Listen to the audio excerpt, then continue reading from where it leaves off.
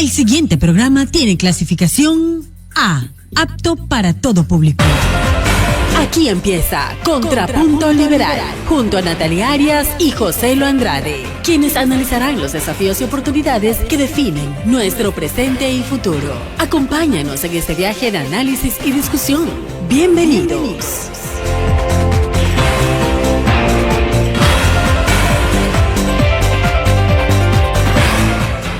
Buenas tardes, amigos, qué gusto tenerlos nuevamente aquí en la señal de I99 en su programa Contrapunto Liberal del Instituto Ecuatoriano de Economía Política. Para quienes aún no lo conocen y se están perdiendo el mejor análisis en materia económica y política, deben saber que se trata de un centro de estudios privado independiente que además promueve las ideas liberales clásicas, y entre ellas podemos mencionar, por supuesto, propiedad privada, libertad individual, mercados libres, Estado de Derecho y otras más. En este sentido, quisiéramos arrancar también nuestra sesión.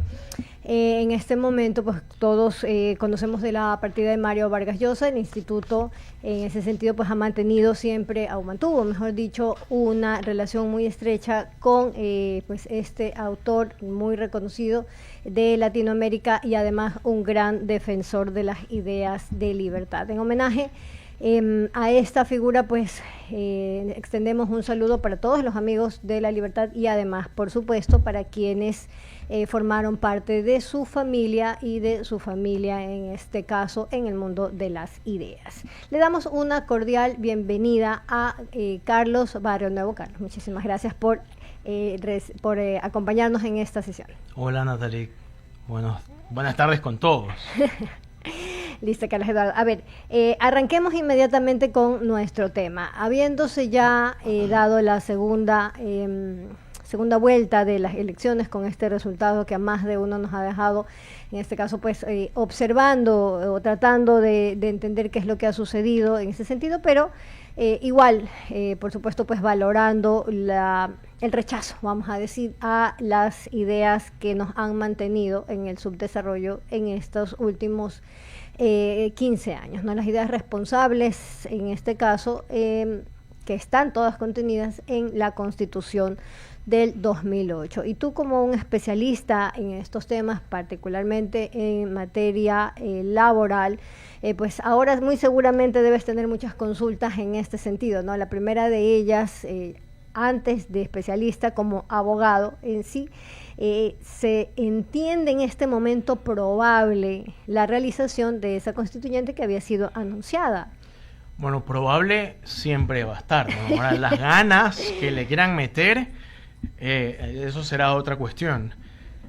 Creo que ganas sí puede haber, porque ya se intentó el año pasado al menos unas reformas a través de un plebiscito, etcétera.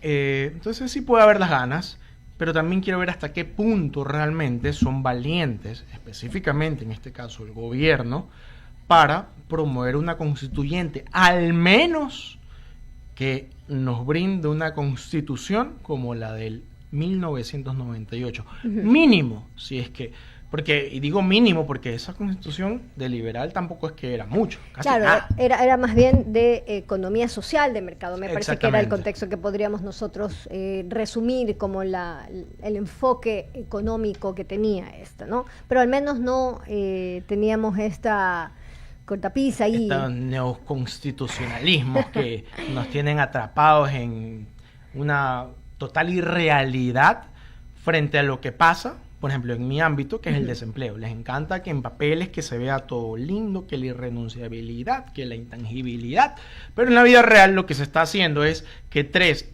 de cada 10 son los únicos que tienen empleo formal. Entonces, empleo pleno. Y esa cifra se ha deteriorado, Carlos, ¿no? Y seguramente seguirá deteriorándose más. Ahora, ¿por qué digo el nivel de las ganas? Yo creo que quizás sí puede haber ganas, pero ¿hasta qué punto la valentía? ¿Qué pasa con los gobiernos? Al menos en los últimos tiempos. Les preocupa mucho la popularidad. Ellos quieren permanecer por lo menos, en algunos casos, 8 años, ¿verdad? Y para eso tienen que mantener la popularidad, ¿no? Pero en realidad ese no es el objetivo. El objetivo es, más bien, si tienes popularidad, aprovéchala porque mañana no podrás hacer las cosas que quizá no parezcan bien vistas, pero que sí son positivas. En el empleo, en el tema laboral, es muy común que los políticos eviten siempre el tema laboral. Mira que incluso en Argentina, Milei, con toda la característica que él tiene, el tema laboral lo dejó pausado, porque es un tema muy delicado. Delicado en el sentido de cómo se percibe, pero si es que realmente nos pusiéramos a analizar cómo funciona el mercado laboral, cómo afecta las normas laborales, cómo afectan los jueces laborales en la vida real, nos daríamos cuenta que en realidad no debería ser tan como una panacea el hecho de reformar o flexibilizar la parte laboral cuando es lo que se ha demostrado que funciona. Y todo lo contrario, se ha demostrado que lo que causa es informalidad o, en el peor de los escenarios, desempleo. Y en ese mismo sentido, en ese mismo orden de ideas que tú acabas de exponer, Carlos Eduardo, tenemos ahí algunos comentarios, ¿no? El primero de ellos necesariamente tendría que ser, de considerarse muy probable, altamente probable, vamos a decir, la posibilidad de un llamado a una nueva constitución, a confeccionar una nueva constitución. Eso no hace necesariamente muy probable que nos metamos en los temas laborales, sobre todo porque muy seguramente tendremos un escenario, en este caso, complejo, no se ve en este caso, pues incluso si hay constituyente, esta posibilidad de que sea de los llamados plenos poderes, pues entiendo que hay una sentencia en ese sentido que ya no lo permitiría en estos términos, ¿no? Entonces ahí la siguiente discusión es si va a coexistir la Asamblea Nacional existente, la actual, la que en este momento está por instalarse, por posesionarse, y por supuesto pues también una nueva Asamblea constituyente, ¿no? Entonces estos son temas un poco delicados, ¿no? Otro tema que también es interesante con respecto a este inicio del nuevo periodo es que no vamos a tener, al menos no en el formato que habitualmente podríamos nosotros entender, los llamados 100 primeros días, ¿no? No los vamos a tener porque efectivamente esto va de corrido, pues no, entonces no se va a marcar en este caso como ese quiebre a propósito de la nueva posesión el 24 de mayo, ¿no? Entonces ahí un poco ese contexto político también podría afectar. ¿Cuál es tu criterio en ese sentido? Yo creo que el tema de los 100 días sí podría estar aplicándose, porque algo que yo mencionaba cuando comentábamos entre algunas personas sobre luego de la muerte cruzada, este tiempo corto del presidente que le haya tocado, necesariamente para seguir al siguiente periodo tenía que ser lo más políticamente correcto posible, porque si no, no iba a ser reelecto. Yo creo que ya ha pasado ese momento, ya ha pasado el tema de que mantuviste medianamente las situaciones, que no del todo, problemáticas del país. Yo creo que ahora sí, a trabajar sin estar pensando en las futuras elecciones, porque son en 4 años, y creo que si una persona entra al gobierno, sea como presidente, como asambleísta o cualquier otro cargo, no es para permanecer en él o vivir de él, sino para cambiar positivamente la vida de los ecuatorianos. Sin duda alguna.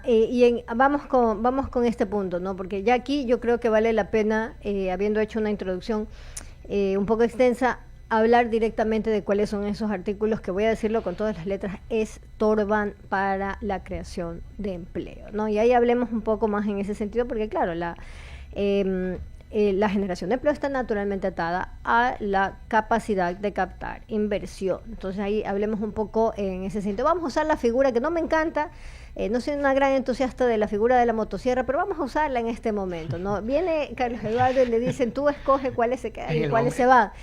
¿A cuáles les metes allí cuchillo? Bueno, antes que nada quiero comenzar con una frase. Hoy me hizo una entrevista un periódico, y usé una frase de Frédéric Bastiat que me parece que es muy importante, muy importante para los que nos están escuchando. Quiero que escuchen esta frase que aparece en un ensayo que él escribió, y dice así: habituémonos, pues, a no juzgar las cosas solamente por lo que se ve, sino también por lo que no se ve.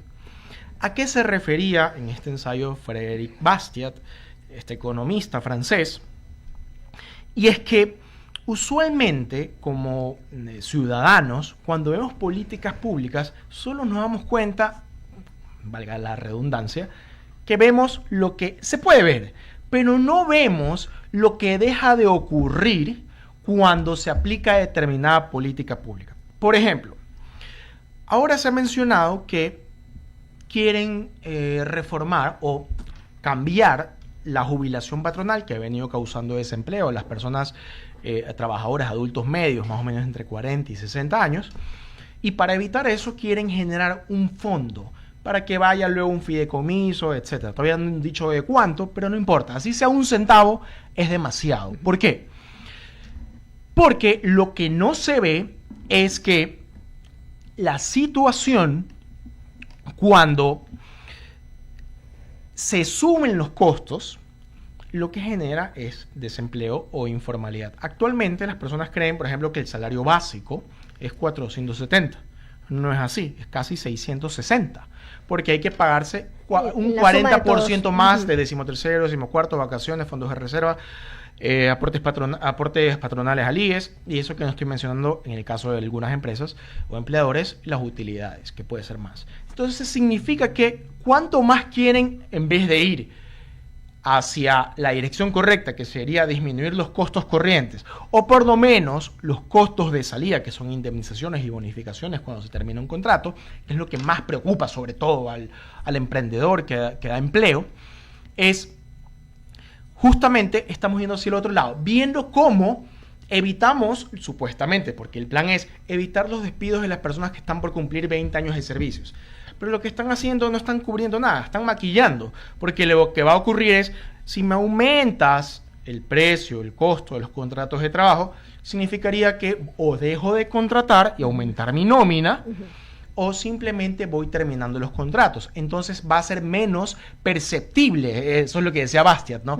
Ver lo que no se ve cuando hablamos de, por ejemplo, en esta cuestión de decir, que vamos a crear un nuevo fondo, cuando ya existe, por cierto, el fondo de reserva para lo que pretende cambiarse la jubilación patronal. El fondo de reserva existe desde el año 38 y justamente existe para que sea un ahorro obligatorio para el trabajador de cierto modo, y ahora se quiere cambiar la jubilación patronal por algo igualito. ¿Pero para qué? Pues si ya existe.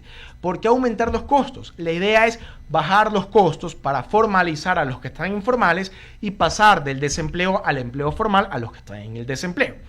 Ahora, a nivel constitucional, ¿qué problemas tenemos? Si es que a mí me dicen la varita mágica y no me odiasen, digamos, por lo que yo voy a decir.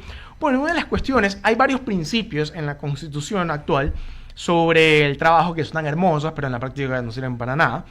Y el primero es, justamente dice, artículo 326 del Código de la Constitución, el Estado impulsará el empleo pleno y la eliminación del subempleo y del desempleo. Parece que de eso no han entendido nada, ni de ministros, presidentes, asambleístas, hasta jueces. ¿Yo qué pondría? Por decirlo de algún modo coloquial, el Estado no entorpecerá la creación del empleo, por ejemplo. Eso es un principio. Ese es uno. Debería ser uno de los que queden ahí tatuados, voy a decir, claro, en este caso. Ese primerito. Otro, por ejemplo, que trae mucha cola y mucho problema incluso desde el año 98, vamos a decir como ejemplo de la Constitución del 98, que los derechos del trabajador o los derechos laborales son intangibles. ¿Eso qué significa actualmente? ¿Cómo lo comprenden muchas personas? Pese a que no es un principio absoluto, muchos lo creen absoluto y eso genera conflicto. Pero ya la Corte Constitucional en algunos casos, por ejemplo en el principio de irrenunciabilidad, así como el de intangibilidad, no son absolutos. Hay momentos en los que sí se pueden tocar. ¿A qué se refiere con que los derechos laborales son intangibles? Que el legislador jamás va a poder disminuir los derechos que aparecen en la norma, sino que siempre tiene o mantenerlos o aumentarlos, pero jamás disminuirlos. Por más que económicamente se demuestre que disminuyéndolos bajamos la tasa del desempleo y la informalidad, y por lo menos, y voy a decir por lo menos como si fuese poca cosa, pero es muchísimo, cuando eso pasa, muchos trabajadores pasan a tener seguridad social, que es lo que 7 de cada 10 actualmente no tienen. Entonces, por ejemplo, ese principio yo o lo eliminaría, que sería lo ideal, el tema de la intangibilidad, con el tema de los derechos adquiridos, que muchos lo malinterpretan también, o por último lo reformaría a un punto que debe entender que para casos como los que estamos viviendo en este momento, porque no está bien que solo 3 de 10 tengan empleo pleno, no quiere decir que los derechos sean intangibles. Además, siempre recordar, para los que tienen actualmente empleo, ¿no? Recordar algo, todas las normas aplican para futuro, es decir, a ustedes, los que tienen empleo, los que tienen ese lujo, porque es un lujo, tener empleo, estar asegurado, recibir los beneficios laborales, recibir una remuneración, tener seguridad ocupacional, por ejemplo, no van a ser tocados. Esto se trata para futuro. Y van a decir, no, es que y vienen aquí los del FUT, ¿no? Porque ya salieron ayer a decir que el gobierno hay que ver si es que dura 4 años. O sea, primero, ¿a quiénes representan ellos? Segundo, ellos no han sido electos para nada, no ha pasado ni un día, el pueblo ha decidido, ellos no son el pueblo, son unos vagos, cómodos, que cada vez que se les dice, a ver, propongan algo ustedes, salen con una barra basada que no tiene ningún sentido, y lo único que promueven es el desastre en el país. Lo bueno es que he notado que la gente ya no los escucha. Entonces ya se los conoce porque son personas que lo único que buscan es vivir del daño de los demás, sobre todo los más pobres. Y para sí, de hecho, buscando siempre esta situación invariable para ellos exclusivamente. Pero avancemos un poco en ese sentido, porque aquí hay algunos temas, ¿no? Hablamos específicamente de esa representación. Creo que no nos va a dar el tiempo realmente para hablar de esa representación que en este caso podría o no hacer el FUT, pero sí esta parte, ¿no? ¿Quiénes serán esas voces? En este caso ya no necesariamente de quienes tienen este lujo de tener un empleo formal, remunerado, en este caso adecuadamente, con su afiliación y en este momento pues los llamados beneficios de ley, digamos, aceptando esto como la norma por la legalidad. Y ahora hay que ver quién va a dar voz a quienes no tienen empleo, ¿no? Y ahí vale la pena hacer esa diferenciación, Carlos, porque de verdad uno puede pasar toda una vida en relación de dependencia y no llegar a enterarse de manera completa cuánto cuesta realmente generar un solo empleo atado pues a un nuevo emprendimiento o generar una plaza adicional en una empresa ya establecida. A ver, primero que nada, que todos sepan que hoy, 2025, un solo empleo para cualquier tipo de emprendedor, así sea el que tiene carreta, no le va a costar menos de $659.50. Eso, no es 4.270, es 659.50 al mínimo. Ya, en términos gruesos, 40% más de lo que recibe. Correcto, en este caso mensualmente. El mínimo más un 40 y pico %. Ya. Ahora, hay algo que quiero expresar a quienes nos escuchan y que realmente el IEP, en este caso, el Instituto Ecuatoriano de Economía Política, viene justamente haciendo hincapié en contra de personas que conforman, por ejemplo, organizaciones como el FUT. Y en realidad llevamos meses llamándoles la atención a estas personas porque ellos están realmente, entre comillas, porque ni siquiera a esos representan, se supone que ellos representan a los que tienen trabajo, es decir, empleo formal, aproximadamente un 30 y pico %. El resto no lo representan. Entonces, cuando nosotros hemos venido conversando justamente del tema del desempleo, la informalidad, y dándole a este tipo de gente que lo único que quiere es dañar al país y vivir del caos, ¿adivinen qué? Ayer ya empezaron a hablar de los desempleados y de los informales como si ellos fueran los representantes. Primero, no son los representantes, pero aplaudo que por lo menos hagan ver que entre comillas se preocupan, que en verdad no se preocupan, porque en varias ocasiones se los he invitado a debatir, claro, y siempre rechazan, ¿no? Porque tienen miedo, que saben que lo que están diciendo es una barra basada. No, de hecho, pues en más de un debate pues no han podido dar respuesta para el efecto que tienen todas estas, la suma, mejor dicho, de todas estas normas que se entienden entre comillas como derechos laborales y que pues tienen allí una evidencia en este instante en las cifras cada vez más crudas de empleo informal en el país. Entonces, bueno, pero sigamos en este sentido, porque siempre se nos queda un poquito corta la sesión, ¿no? Ya hemos abordado un poco la introducción de la constituyente, hemos hablado además en este caso de estos primeros artículos. Tú has hablado de principios, has ido por que el Estado al menos no estorbe, sino va a colaborar. Que no estorbe, y con eso me doy por bien servido. Es uno de ya Carlos ha puesto aquí los puntos sobre las IES para esos primeros principios que en este caso pues podrían tener, o deberían, mejor dicho, tener cabida en un nuevo ejercicio de constituyente. Y ahí cabe hablar también de estos otros temas que mencionaba hace un momento Carlos Eduardo, que tienen relación ya no directamente con la materia laboral, sino con la posibilidad de captar inversiones, ¿no? Claro. Esta otra parte que es imposible disociar porque están enteramente relacionadas, ¿no? La posibilidad de atraer realmente o convertir a Ecuador en ese ese punto que realmente atraiga la IET. Hay otra cuestión, por ejemplo, estábamos hablando hace un momento de unos principios que son más a nivel individual. Ahora quiero hablar a nivel colectivo, ¿no? Que a veces se nos pasa. Y es, ¿por qué los emprendedores, los empresarios, los que quieren invertir en el país, entre comillas, tienen miedo a los sindicatos o a los comités de empresa? No es por su conformación en sí. No podría ser yo, por ejemplo, un libertario capitalista si es que yo no dijese, por ejemplo, que esté prohibido los sindicatos. Ese no es el problema. Cada persona puede organizarse con quien desee y como desee. El problema es el Estado que les da una vez que se conforman. Y es ahí el problema. Entonces, quiero explicarle a las personas que nos escuchan que no es el problema que se sindicalizan, sino qué pueden hacer a raíz de eso. ¿Y qué es lo que el Estado les da?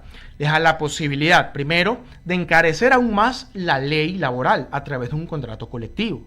Entonces, ¿por qué? Si ya la ley laboral ecuatoriana, el Código del Trabajo, más otras normas, son mucho más caras que otros países vecinos, de paso me pueden presentar un contrato colectivo para encarecer aún más la nómina. ¿Y qué va a producir eso? Bueno, me va a tocar terminar contratos y mantener a los que están con los pocos que están. No voy a poder crecer como emprendedor y no voy a poder contratar a más para inflar o para conseguir más gente en mi nómina. ¿Qué otro problema hay? La huelga. Tenemos 7 causales de huelga, de las cuales 5 me parecen injustas. No voy a entrar en ese detalle. Pero queda planteado para una siguiente. Si ya de por sí la huelga me parece una barbaridad, porque es parar el empleo, cuando en este país lo que menos hay es empleo, y estas personas que usualmente amenazan con huelga, me parece que estamos viviendo en otro mundo, ¿no? Entonces, eliminar esa posibilidad de huelga, o al menos disminuirla en vez de 7 a 2, ¿no? Eso respecto a lo colectivo, que aunque no crean, asusta. ¿Qué otra cosa también asusta? Y eso porque lo he visto, me dedico a esto todos los días, así que no es que estoy hablando por hablar, pero me acuerdo muy claramente el tema de las utilidades, cuando un cliente de Canadá, me acuerdo que era un inversor, y al final no invirtió, cuando se enteró que aparte de todos los beneficios laborales que le estábamos explicando, los impuestos, que el municipio, que el ambiente, etcétera, se enteró que tenía que dar el 15% de sus utilidades a los trabajadores. Y él decía, ¿pero por qué? ¿Por qué tengo yo que hacer eso? ¿Por qué si es que yo ya estoy pagando un sueldo, ¿no? Y obviamente si lo hemos trabajado en conjunto y estoy pagando un sueldo justo y todo lo demás, además del mínimo, además de los beneficios, ¿por qué tengo que pagar utilidades? ¿Cómo yo me voy a motivar a invertir aquí si el 15% no va para mí? Entonces, ¿qué hace eso? Eso asusta, y eso incluso está dentro de la Constitución. Entonces, ¿qué otras cosas yo eliminaría? Al menos de los costos corrientes, las utilidades. Incluso, miren, la otra vez también hablaba con una persona que era de izquierda, que pro trabajador y todo, y me decía en ex, debería incluso eliminarse el 13º y 14º. Yo diría que sí, pero conociendo a nuestro país, cómo pensamos y cómo actuamos, entre comillas sería demasiado radical, que no lo es. Radical es, o extremista es, que solo 3 tengan empleo y los demás están en la calle o en las casas. Empieza así el debate en este sentido, Carlos Eduardo, porque efectivamente se podría escuchar un poco extremo, ¿no? Hasta dramático podría considerarse en ese sentido, pero también hay que compararse, ¿no? Los países que realmente generan empleo de calidad y no tienen estas cifras escandalosas de empleo informal en el país, la incapacidad de que el mercado laboral realmente absorba todas esas generaciones que permanentemente pues están incorporando a la larga fila de quienes esperan encontrar un empleo. En este sentido, pues no tienen este tipo de figuras aquí. Entonces, tal vez apuntar un poco el debate a ese comparativo, en este caso, de qué es lo que se entiende como derechos laborales en otros países y tengamos ahí un poco más, en este caso, de noción, ¿no? Siempre recuerdo el resultado del año pasado con respecto a esta última consulta y era únicamente una figura, ¿no? Era solo la contratación, en este caso por horas, eran dos, mejor dicho, pero digamos la principal era en este caso el contrato por horas. Y vale la pena, ¿no? Seguir debatiendo en ese sentido, porque esto es parte también de ir explicando estos detalles a la ciudadanía y que ellos también pues puedan, con todo sobre la mesa, tomar una decisión cuando eventualmente tengamos la pregunta al frente. Sí, lo único con lo que yo quiero terminar es para quienes nos escuchan y no tienen un empleo formal, o están, mejor dicho, están en la informalidad o en el desempleo y están que buscan y buscan y buscan y no encuentran. Los culpables no son los emprendedores, no son los empresarios, más aún cuando son MIPYMES, la gran mayoría, el 99.6%, no son las empresas, son los políticos que cometieron estos errores económicos en las normas o que no quieren corregir, desde asambleístas, presidentes y jueces. Importantísimo recordar este punto, Carlos Eduardo, y seguramente pues vamos a tener una nueva sesión sobre estos temas cuando ya estemos un poco más cerca, cuando podamos confirmar si tenemos o no un ejercicio de nueva constitución y el tema tan importante, porque no solamente raya en lo económico por obvias razones, sino también en lo social y cómo realmente en este sentido pues podemos o no ser o convertirnos realmente en un país que genera empleo de calidad en los términos adecuados que tú nos has compartido el día de hoy, ¿no? Entendiendo realmente qué es un empleo de calidad y cómo la figura que tenemos en este momento cada vez es más utópica, aunque esté permanentemente pues en papel. Muchísimas gracias por habernos acompañado, gracias por compartir tus criterios en esta tarde, y a nuestros amigos que siguen Contrapunto Liberal semana a semana. Nos vemos el día jueves. No se olviden de seguirnos en nuestras redes @YepS, @Joselo Andrade y @Nati Arias. ¿Cuál es tu cuenta para que también te sigan? En X es CAEDBC, CAEDBC. Son las iniciales, sí. Allí. Listo. Chao. Carlos Eduardo Barrio Nuevo. Muchísimas gracias, que estés muy bien.